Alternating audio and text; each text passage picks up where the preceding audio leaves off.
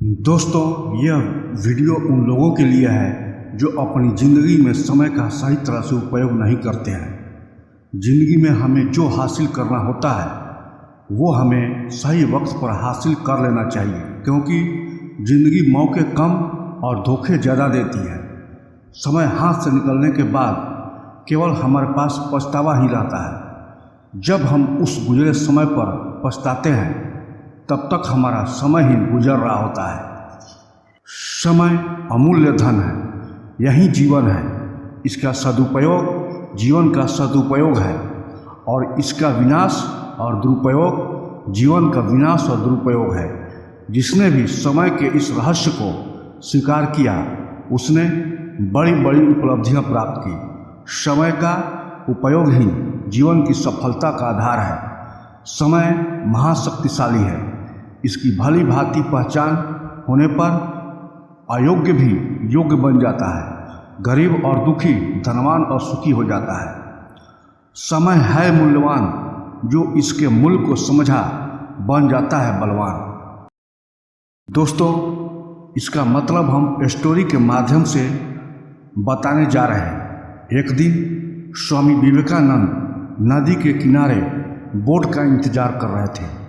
तब वहाँ पर उनके पास एक साधु आकर बैठ गए। साधु ने स्वामी विवेकानंद से पूछा कि आप यहाँ पर क्यों बैठे हैं। स्वामी विवेकानंद ने कहा कि मैं यहाँ पर बोट का इंतजार कर रहा हूँ। साधु ने पूछा, आपका नाम क्या है। विवेकानंद ने कहा कि मैं स्वामी विवेकानंद हूँ। साधु चौंक गए और कहने लगे कि आप सच में वो महान स्वामी विवेकानंद हैं, वही हैं आप। विवेकानंद ने विनम्रतापूर्वक कहा कि हाँ, मैं ही स्वामी विवेकानंद हूँ। साधु ने विवेकानंद से कहा कि फिर आप क्यों यहाँ पर बैठे हो। और इतना कहते हुए साधु पानी पर चलने लगे। साधु ने पानी पर चलते हुए स्वामी विवेकानंद से कहा कि देखो, मैं पानी पर चल सकता हूँ, क्या आप नहीं चल सकते हो। स्वामी विवेकानंद ने उत्तर दिया, नहीं। कुछ देर बाद बोट आ गई और स्वामी विवेकानंद ने उस साधु से कहा कि आप भी चलिए मेरे साथ उस पार बोट में। साधु बिना कुछ सोचे तुरंत विवेकानंद के साथ बोट में बैठ गए। स्वामी विवेकानंद ने उस पार पहुंचते ही बोट का भाड़ा दिया सिर्फ 1 रुपये। विवेकानंद ने बड़े विनम्र से साधु से पूछा कि आपने ये अद्भुत विद्या प्राप्त करने में कितना समय गुजार दिया। साधु ने कहा कि मैंने ये विद्या प्राप्त करने में 15 साल व्यतीत किए, तब जाके मुझे यह विद्या प्राप्त हुई है। स्वामी विवेकानंद ने साधु से कहा कि आपने जो विद्या प्राप्त किया है उस विद्या के लिए केवल 50 पैसे देकर आप इस पार से उस पार जा सकते हो। यानी केवल 50 पैसे के लिए आपने अपने 15 साल बर्बाद कर दिए। स्वामी विवेकानंद का कहने का तात्पर्य सिर्फ यही था कि हमें समय का सदुपयोग करना चाहिए। हमें इस तरह बेकार के कामों में अपना समय नहीं बिगाड़ना चाहिए। किसी ने क्या खूब कहा है, वक्त कहता है मैं फिर न आऊँगा, क्या पता मैं तुझे हंसाऊंगा या रुलाऊंगा। जीना है तो इस पल जी ले, क्योंकि मैं इस पल को अगले पल तक ना रोक पाऊंगा। दोस्तों, जीवन का महल समय की घंटे मिनटों की ईंटों से चीना गया है। यदि हमें जीवन से प्रेम है तो यही उचित है कि समय को व्यर्थ नष्ट न करें। मरते समय एक विचारशील व्यक्ति ने अपने जीवन के व्यर्थ चले जाने पर अफसोस प्रकट करते हुए कहा था, मैंने समय को नष्ट किया, आज समय मुझे नष्ट कर रहा है। खोई दौलत फिर कमाई जा सकती है, भूली हुई विद्या फिर याद की जा सकती है, खोया स्वास्थ्य चिकित्सा द्वारा लौटाया जा सकता है, पर खोया हुआ समय किसी प्रकार नहीं लौट सकता। उसके लिए केवल पश्चाताप ही शेष रह जाता है। जिस प्रकार धन के बदले में आवश्यक वस्तुएं खरीदी जा सकती है, उसी प्रकार समय के बदले में भी विद्या बुद्धि, लक्ष्मी, कीर्ति, आरोग्य, सुख शांति आदि जो भी वस्तु रुचिकर हो खरीदी जा सकती है। ईश्वर ने समय रूपी प्रचुर धन देकर मनुष्य को पृथ्वी पर भेजा है और निर्देश दिया है कि इसके बदले में संसार की जो वस्तु रुचिकर समझें खरीद लें। परंतु कितने व्यक्ति हैं जो समय का मूल्य समझते और इसका सदुपयोग करते हैं। अधिकांश लोग आलस्य और प्रमाद में पड़े हुए जीवन के बहुमूल्य क्षणों को यूं ही बर्बाद करते रहे हैं। एक एक दिन करके सारी आयु व्यतीत हो जाती है और अंतिम समय में देखते हैं कि उन्होंने कुछ भी प्राप्त नहीं किया, जिंदगी के दिन यूं ही बिता दिए। इसके विपरीत जो जानते हैं कि समय का नाम ही जीवन है, वे एक एक क्षण कीमती मोती की तरह खर्च करते हैं और उसके बदले वे बहुत कुछ प्राप्त कर लेते हैं। हर बुद्धिमान व्यक्ति ने बुद्धिमत्ता का सबसे बड़ा परिचय यही दिया है कि उसने जीवन के क्षणों को व्यर्थ बर्बाद नहीं होने दिया। अपनी समझ के अनुसार जो अच्छे से अच्छा उपयोग हो सकता था उसी में उसने समय को लगाया। उसका यही कार्यक्रम अंततः उसे इस स्थिति तक पहुंचा सका जिस पर उसकी आत्मा संतोष का अनुभव करे। दोस्तों, प्रतिदिन 1 घंटा समय यदि मनुष्य नित्य लगाया करे तो इतने छोटे समय से भी वह कुछ ही दिनों में बड़े महत्वपूर्ण कार्य पूरे कर सकता है। एग्जाम्पल के तौर पर 1 घंटे में 40 पृष्ठ पढ़ने से महीने में 1200 पृष्ठ और साल में करीब 15,000 पृष्ठ पढ़े जा सकते हैं। यह क्रम 10 वर्ष जारी रहे तो 1.5 लाख पृष्ठ पढ़े जा सकते हैं। इतने पृष्ठों में कई सौ ग्रंथ हो सकते हैं। यदि वे एक ही विषय के हों तो वह व्यक्ति उस विषय का विशेषज्ञ बन सकता है। 1 घंटा प्रतिदिन कोई व्यक्ति विदेशी भाषाएं सीखने में लगाए तो वह मनुष्य निसंदेह 3 वर्ष में इस संसार की सब भाषाओं का ज्ञाता बन सकता है। 1 घंटा प्रतिदिन व्यायाम में कोई व्यक्ति लगाया करे तो अपने आयु को 15 वर्ष बढ़ा सकता है।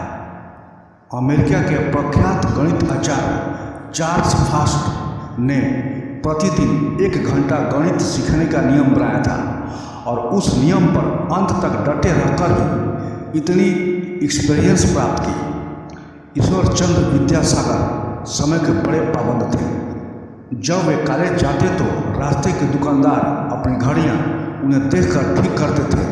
वे जानते थे कि विद्यासागर कभी 1 मिनट भी आगे पीछे नहीं चलते। एक विद्वान ने अपने दरवाजे पर लिखा था, कृपया बेकार मत बैठिए, यहाँ पधारने की कृपा की है तो मेरे काम में कुछ मदद भी कीजिए। साधारण मनुष्य जिस समय को बेकार की बातों में खर्च करते रहते हैं उसे विवेकशील लोग किसी उपयोगी कार्य में लगाते हैं। यही आदत है जो सामान्य श्रेणी के व्यक्तियों को भी सफलता के उच्च शिखर पर पहुंचा देती है। मोजार्ट ने हर घड़ी उपयोगी कार्यों में लगे रहना अपने जीवन का आदर्श बना लिया था। वह मृत्यु शैया पर पड़े रहकर भी कुछ करते रहे। रेक्यूम नामक प्रसिद्ध ग्रंथ उन्होंने मौत से लड़ते लड़ते पूरा किया। ब्रिटिश कॉमनवेल्थ और प्रोटेक्टरेट के मंत्री का अत्यधिक व्यस्त उत्तरदायित्व वहन करते हुए मिल्टन ने पैराडाइज लॉस्ट की रचना की। राजकाज से उन्हें बहुत कम समय मिल पाता था, तो भी जितने कुछ मिनट वह बचा पाते उसी में उस काव्य की रचना कर लेते।